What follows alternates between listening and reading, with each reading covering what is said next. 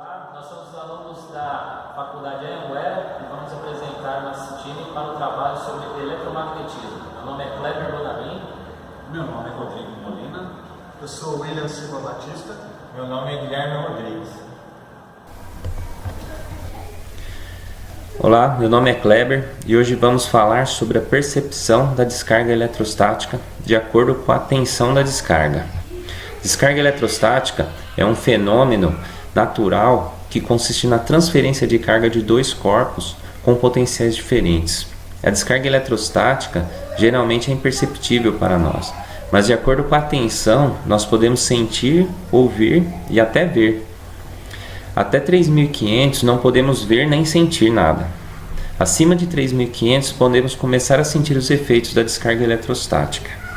Acima de 4.500 volts já podemos ouvir.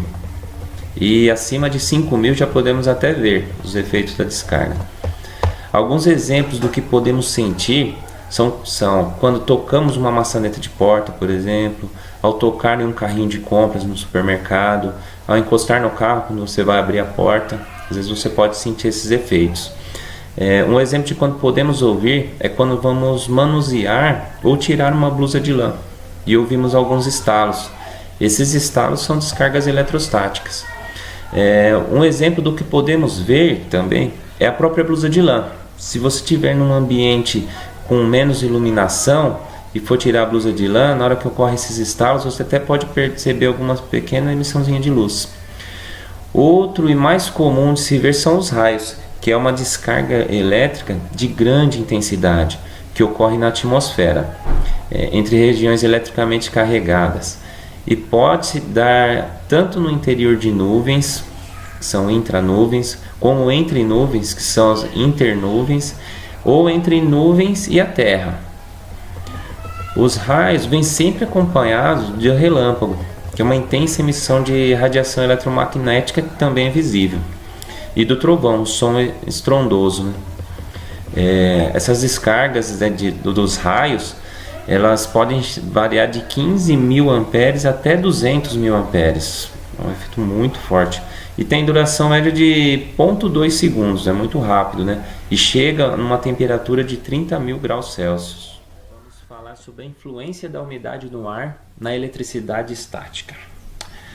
Você sabia que ao se levantar de uma cadeira forrada com material plástico, retirar um casaco de lã, ou mesmo ao andar por um carpete, o corpo humano acumula carga suficiente para gerar uma tensão de alguns milhares de volts?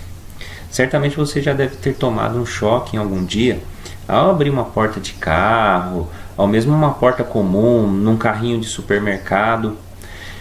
Isso é porque tensões estáticas superiores a 3.000 volts são percebidas por nós. Isso na forma de um pequeno choque.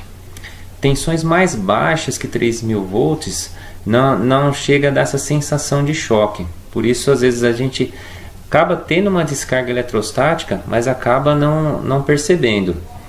Tensões mais baixas que essa, que a gente não percebe como choque, apesar de não dar essa sensação na gente, são muito prejudiciais a circuitos eletrônicos e pode danificar processadores, circuitos impressos e qualquer desses componentes eletrônicos.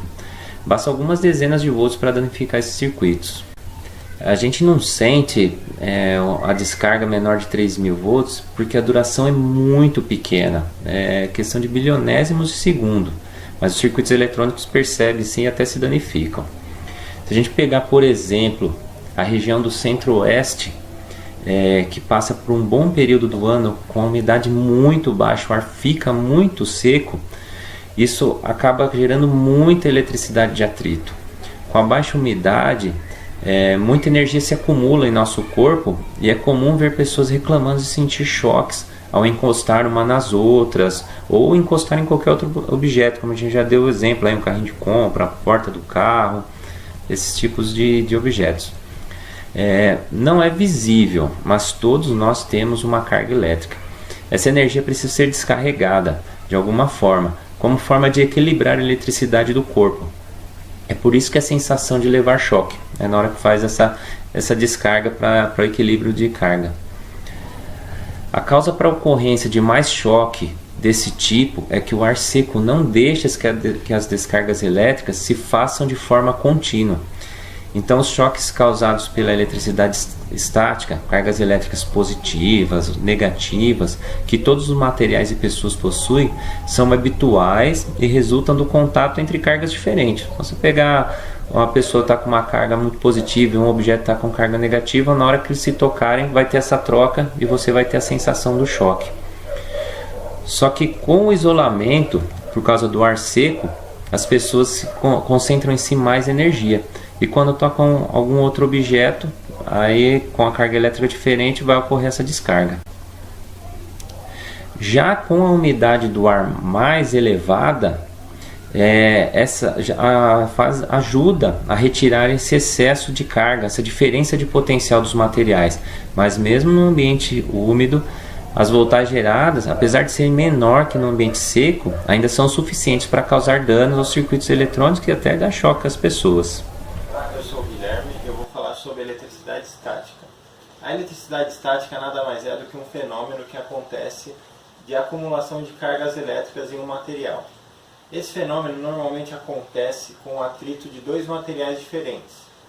Normalmente, esse atrito acontece no cotidiano, muitas vezes, e pode ser inofensivo ou muito perigoso.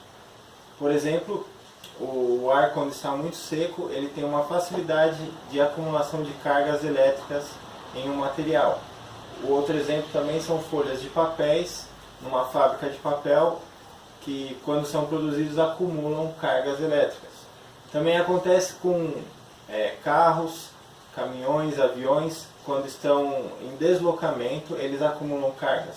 Por isso muitos caminhões que carregam líquidos inflamáveis possuem uma corrente que acerta ao chão para a descarga elétrica dessa eletricidade estática. Vou falar um pouco também sobre os cuidados que se deve ter sobre eletricidade estática. Eu tenho aqui em minhas mãos uma placa de computador, é uma placa-mãe. Ela é muito pequena e ela possui componentes que são chamados SMD e BGA. Esses componentes eles são muito sensíveis. Essa placa, por exemplo, ela foi queimada por causa da eletrostática. Ao manusear o equipamento, a pessoa, devido ao atrito com o chão, com o ar, ela acumula em si mesma a eletricidade estática e ela pode descarregar em alguns equipamentos como este. Nesse caso foi descarregado e os equipamentos eletrônicos são muito sensíveis a isso. Isso ocasionou a queima de alguns CIs, circuitos impressos e transistores. Eu estou vestindo também roupas que evitam que isso aconteça. Por exemplo, esse jaleco é um jaleco antiestático e ele evita que seja acumulado cargas no seu organismo de estática. Eu também estou usando uma pulseira antiestática que ela é ligada a uma manta que está aterrada para quando você possa manusear o equipamento. Existem também ferramentas como alicates e chaves de fenda que são feitos para não acumular eletrostática. Caso o piso do local acumule estática, existe também um equipamento chamado calcanheira, que é esse aqui, que você coloca nos sapatos e essa parte é colocada junto à pele, como estou usando aqui, talvez não dê para ver, mas como estou usando no sapato, que evita que também se acumule a carga devido ao isolante do sapato ou do tênis. Ele vai descarregar a energia. Obrigado. Estático. Nessa experiência vão ocorrer dois fenômenos físicos. A eletrização por atrito, que vai ocorrer entre o tecido e a régua, e a eletrização por indução, que vai acontecer entre a régua e a bola de papel alumínio. Na eletrização por atrito, a régua vai perder elétrons para o tecido, portanto ela vai ficar positivamente carregada. Quando induzido, por a linha ser um material isolante, desde que não haja contato, ou seja, que seja garantida apenas a indução, a carga da bolinha de papel alumínio vai permanecer neutra, só que vai ser redistribuída e com isso haverá atração ou repulsão gerada pela régua. Vamos ao experimento. Então vamos promover o atrito entre o tecido e a régua. E agora vamos aproximar. Notem que a bolinha é atraída pela régua. Isso daí acontece por causa da redistribuição de elétrons da bolinha. Se acontecer da bolinha tocar, né, da bolinha e a régua se tocarem, vai acontecer elas vão buscar a troca de elétrons e vão buscar o equilíbrio, ou seja, vão buscar que ambas estejam neutralizadas, neutras, com as cargas neutras. Então, havendo o toque, começa a transferência de elétrons e até que se neutralize a diferença de potencial, que quiser a diferença de potencial. Essa é a experiência do pêndulo eletrostático. É uma experiência bem simples, mas nós conseguimos acompanhar alguns fenômenos físicos através dela. Mais uma vez. Aqui termina a nossa experiência. Obrigado. Pessoal, nós criamos uma pequena bobina de Tesla. Basicamente é uma bobina enrolada, um primário, um enrolamento e o secundário com vários enrolamentos, um transistor para chavear e uma fontezinha DC. Ela vai gerar uma diferença de potencial capaz de conduzir o gás do neon dentro da lâmpada. Essa aqui é uma gaiola de Faraday que nós criamos e ela tem a intenção de isolar essa energia. Então, quando encostamos aqui a gaiola, ela faz o isolamento. Perfeito?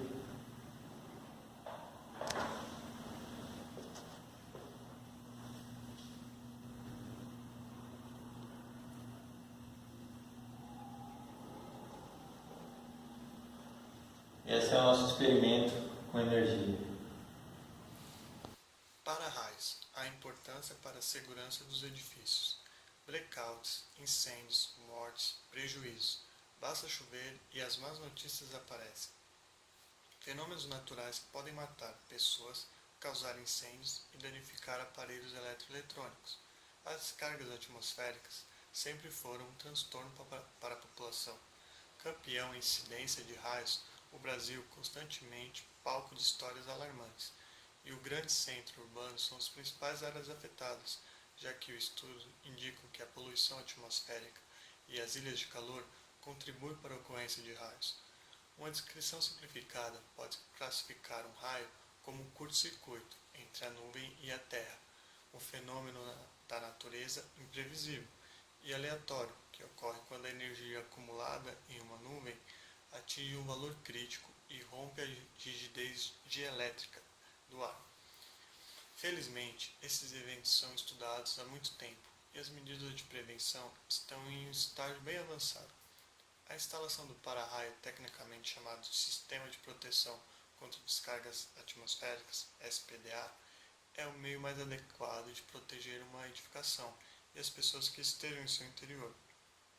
Vale lembrar que, para garantir a segurança e a eficiência do sistema, o projeto deve ser elaborado segundo os preceitos da norma NBR 5419, da ABNT, Associação Brasileira de Normas Técnicas.